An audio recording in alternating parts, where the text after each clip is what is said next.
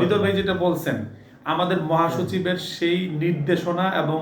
আমার সাথে সরাসরি তার সাথে কথা হয়, এবং যে আমি খুব কাছে যাইতে পারছি তার, মানে উনি যে কাজগুলো করে, কর্মগুলো করে, আমি তার কাছে এই প্রশ্নগুলো করছিলাম,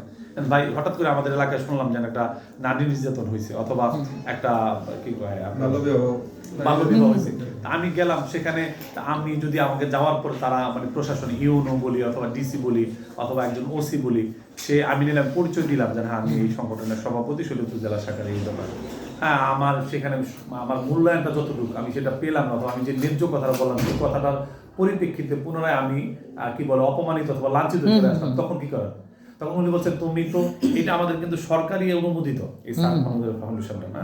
সরকার, নট অনলি বাংলাদেশ, এটা এশিয়ার ভিতর যে নেপাল, ভুটান, পাকিস্তান, যারা টোটাল সবগুলো আছে